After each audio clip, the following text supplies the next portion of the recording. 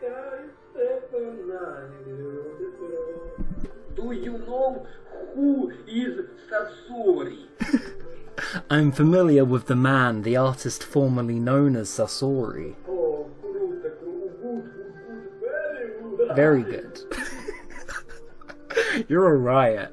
For some reason though, you don't like playing the game Ultimate Ninja Storm 4, and I've noticed this because you've kicked me out. I have one problem. Oh? What's that? I sit in prison. I sit prison. Prison. The police? No. You're the police? Wait. Which one of us is the police? Listen this. I'm in jail. Oh, I see. No. I see. You're playing the game from jail. That's a pretty good excuse. Yes. Fucking cops, man. Yes. Fucking court. Fucking cops. I will be judged. You're gonna be judged? Yes. That's no good, buddy. That's no good. Please. Oh man, someone gotta bust you out. I will be judged. Playing Naruto. The cops are playing Naruto. Yes, I sit jail. I'm not so sure about this, bud. I think you've taken it one step too far. You know what, young Lincoln, you're gonna get the punishment you deserve, and they're gonna lock you away for a good long time. George Bush. It's me. Yes. Help me. I'm not gonna help you. What? No, The fuck? Was this your last phone call? Oh my god.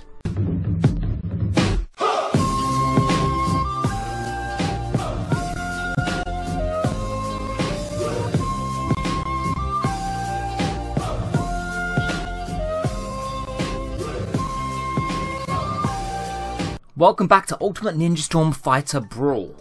Goddamn, 2 minutes in and I've already failed 43rd President of the United States, George Bush. And I honestly, I feel terrible. I tell you what, they fried him. They fucking fried him. They killed him. I feel awful. And today's topic is death.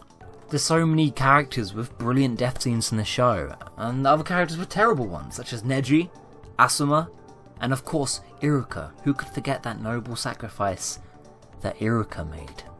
Today's theme are characters whose deaths actually affected me. Who had the saddest deaths in the series? Number 1 is obviously Chio. Number 2, I'm going to give to Conan. These should be obvious. And number 3, Shizui. Because we don't want to klitz that shit, do we? Death in Naruto is very sporadic. Outside of Hiruzen, Zabuza and Kidomaru, I can't really think of any major deaths, or any deaths, period, in part 1. But by the time we get to Shippuden, it's basically every other arc. Get 'em, Chio! Fuck yes! Take the channel back to its roots, back to its basics. We fought with Chio in the first episode of this show, and we're not going to stop now. I'll be using her in the last episode. For the record, we are on episode 140. That's a massive achievement. Give it up, guys. That's a massive achievement for everybody but me. I have done nothing with my life. Oh! Just 10 more episodes, and then we can wrap up this video game for goodsies. I actually don't want to. I've gone like a whole month without making any of these, and suddenly I'm very, very attached to this game again. I've gone through some rough patches with it, but it's always been there. This game is my major character flaw and my major crux. Anyway, the saddest death in the series is a tough one, because all the major ones do not even provoke a single tear out of my eye. Hiruzen's death was kind of asked for. Obito had it coming. I never really liked Itachi anyway, and Jiraiya's one is just a nice scene, but it doesn't make me upset. It seems pretty by the numbers. He went out with a very valiant, triumphant death, and he's the mentor figure. If a mentor figure does not die in a fantasy series, then you're doing something wrong. Instead, my first candidate is actually Conan. This character I know nothing about, and until her swan song I did not care anything about. What to like? She is Nagato and Yahiko's lackey. And yet to see her fighting on their deathbed to protect their graves from a grave robber is a really, really cool way to go. The Turtle Island arc is sick actually, and this is one of the best reasons why. There's this one shot of all 3 of their dead bodies alongside one another, and even though I did not care for these characters in the subplot, it struck a chord. Conan had a better exit than most of the main villains in this manga. My second pick is Shizui, a character who we only know because he is dead. Not only is he one of the more likeable Uchiha characters who isn't completely smug and self-grandizing, but he does a real noble sacrifice. He is one of the strongest and one of the best and brightest in the village in a dark time of their history. And yet this teenager who left one of his old teammates for dead and has never stopped feeling bad about it, has to now leave himself for dead and pass on all of his responsibilities to his best friend. Shizui's death is heavy, man. Grab him, grab him, grab him. Good! Ugh! God, I wish Sasuke had nearly as much dignity as Shizui. Look at that. He's getting tossed around like a ragdoll. And awaken. Oh man, I had a choice of 3 really good awakenings there. And instead I've gone for the Origami Goddess. The Paper Angel. Well, screw this, he knows the block button, so I'm going to try something a bit different. Chiyo didn't make me sad. It's not a very sad death to see somebody well beyond their years, one of the oldest characters in the series, actually kick the bucket. It's a moment of self-sacrifice, which usually gets me. But Chiyo as a character we've only known for one arc, is not the saddest thing ever. Oh no, he got leggy boys now! It's just the fact that I really like Chiyo. She's one of my favourite side characters. Which makes this pick very, very biased. I wish she had been in more of the series. Okay, now this purple motherfucker is gonna... Yes! Counter. Perfect. Now get him, please. Get him, get him, get him. Good. As if that worked! I am the Naruto King. It's me. It's me, guys. It was me all along. It's a duel at sundown. Go! Ah, man, his jumping flame. Yeah, that goes for everything, so... Shit. Rest in peace.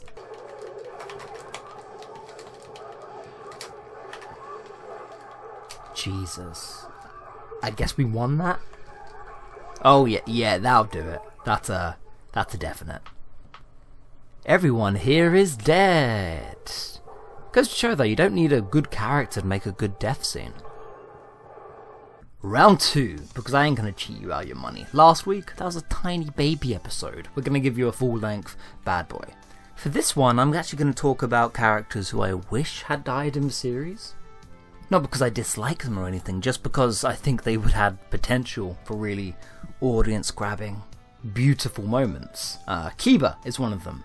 I actually don't want Kiba to die.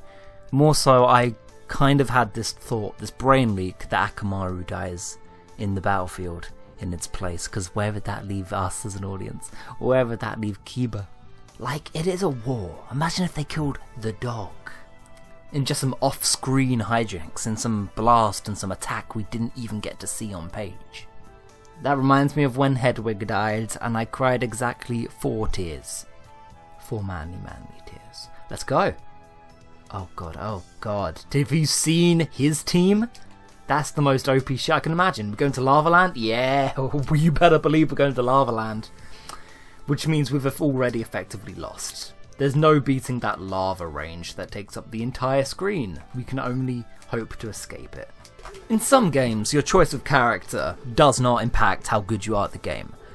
This is not one of those. Pick Kaguya, Madara, and Pain, and you've auto-won. What? No. Rewind on that. I was stuck there. My character was completely unresponsive. What the shit? Freeze frames, dead frames like that should not still be in this game. That's my main. And I didn't know Kaguya could even do that. Okay, that sells it. We're not winning this with fucking Killer B, are we? Oh god. Just take it. Come at me, punk. That did not last long enough. Oh my god, just masturbate or something. God, this is not a way to get off Islay End.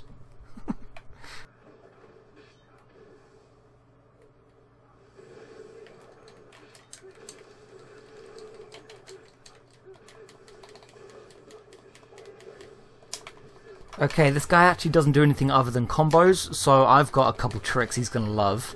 We can't fight him taijutsu to taijutsu. It just don't work like that. Guess I'll just have to give you some of this. God, this game is so abusable. And that's kind of why I love it. Oh, and okay, back to the Kaguya. Yeah. When in doubt, use Kaguya. Is this what it's like about me? God, I must be obnoxious. Okay, well whilst I'm getting pummeled a new arsehole, this is a great time for some comment comeback. I haven't done one of these for 2 months, meaning your comment is almost definitely buried, but I still found some funny ones that made me giggle. Like, for example, wait, you still make videos? Yes. Haven't stopped. Won't stop. Can't stop. I'm the tick that won't go away. I'm the fan who won't call it a day.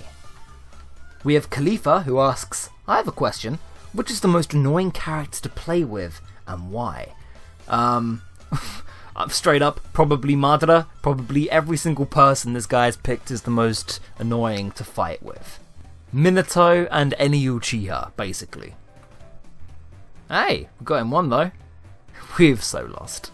In terms of characters to play with, to use a character, I'd say the most annoying one could be Tayuya.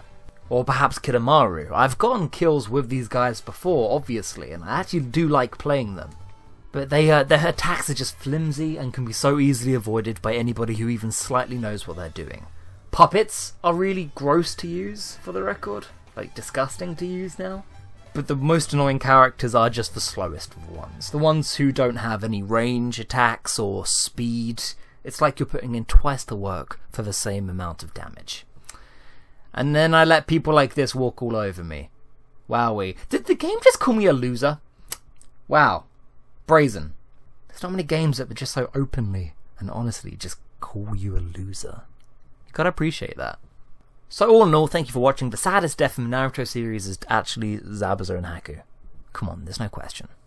I just didn't want to play as Zabuza again, like last week, where we lost. Well, that didn't go very well. We also lost today. I cried more at Zabuza's death than Princess Diana's, because I was a tiny little baby. Makes sense. See you guys next week.